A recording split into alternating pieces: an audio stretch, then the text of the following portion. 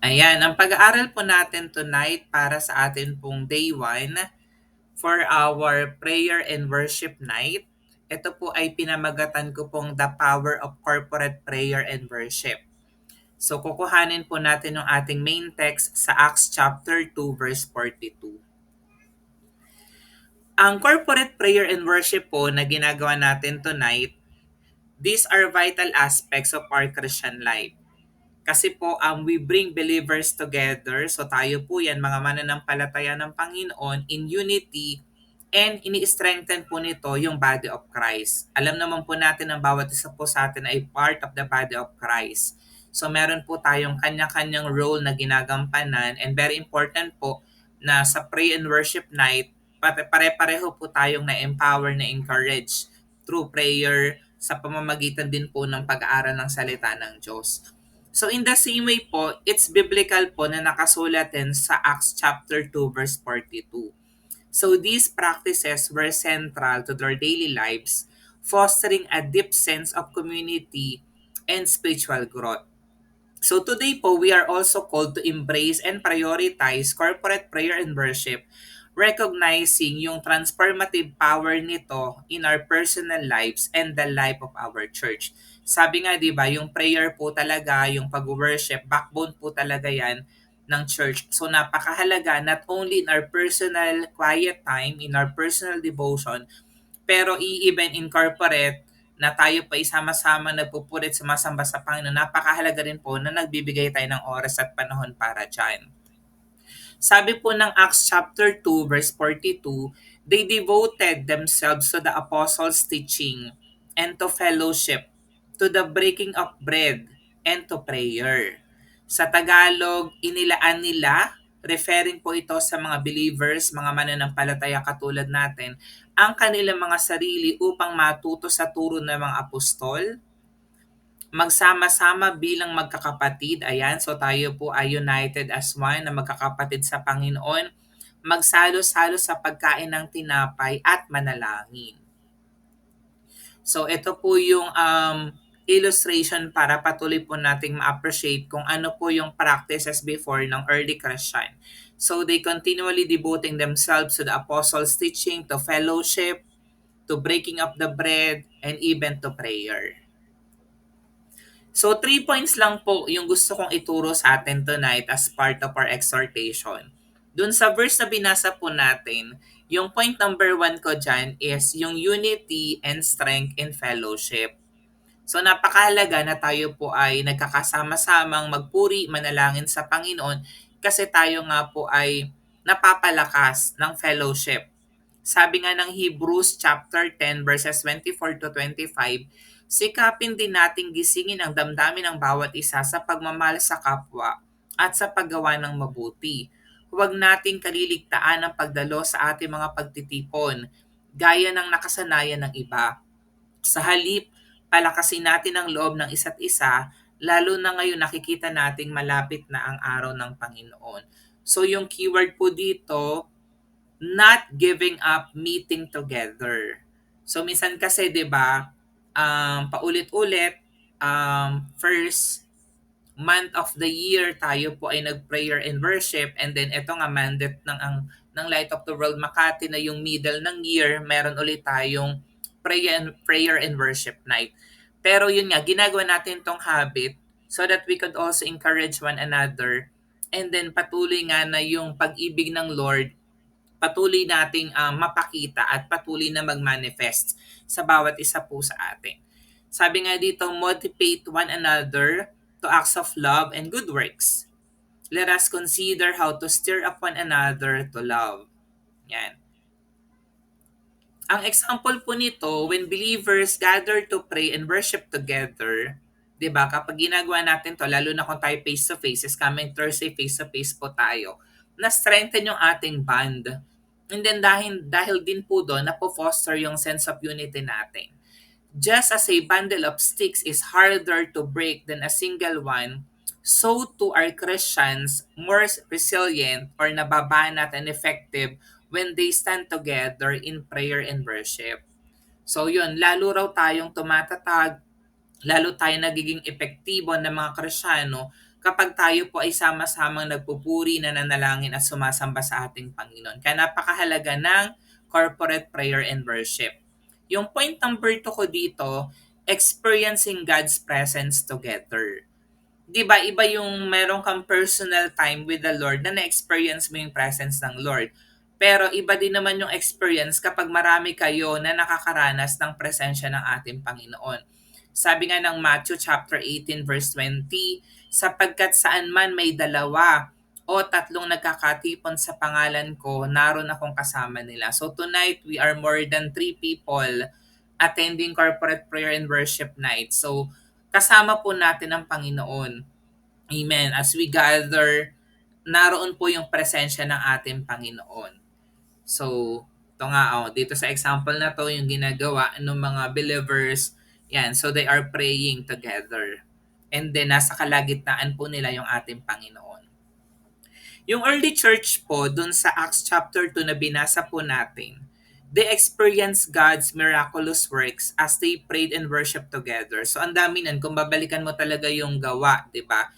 Kahit na si Jesus Christ nag-ascend na sa heaven, pero ang daming miracles na nagawa ng mga apostles, mga disciples ng ating Panginoon. In the same way, when we gather as a church, we also create an environment where God's presence can be tangibly felt, leading to spiritual renewal and breakthroughs. Kasi 'di ba, tayo naniniwala tayo na nararamdaman talaga yung presensya ng Panginoon. Hindi ito parang superficial or isang pangarap lang, kundi talagang nararanasan po dapat natin yung presensya ng Panginoon. And usually, if we gather together, the more na mas na-experience natin yung presensya ng Panginoon. The more na nare-renew tayo spiritually, nakakapagpalakasan tayo, and then na-experience natin yung spiritual breakthroughs, and then we can also share that to other people as well. Yung point number 3 ko po, sabi dito, corporate prayer and worship lead to spiritual growth and evangelism. Yan. So, syempre, tayo, nagpe-pray tayo, hindi lang naman for us to be empowered, di ba? Pero, syempre, ang ultimate goal natin is mag-grow tayo spiritually and at the same time, makapag-lead tayo ng maraming believers sa Panginoon, maraming lost souls na maging mananampalataya ng Panginoon. Kaya nga sabi ng Acts chapter 2 verses 46 to 47, araw-araw sila nagkakatipon sa templo at nagpipira-piraso ng tinapay sa kanilang mga tahanan na masaya at may malinis na kalooban. Nagpupuri sila sa Diyos katulad ng ginagawa natin tonight. Nag-aaral tayo ng salita ng Diyos at kinalulugdan sila ng lahat ng tao.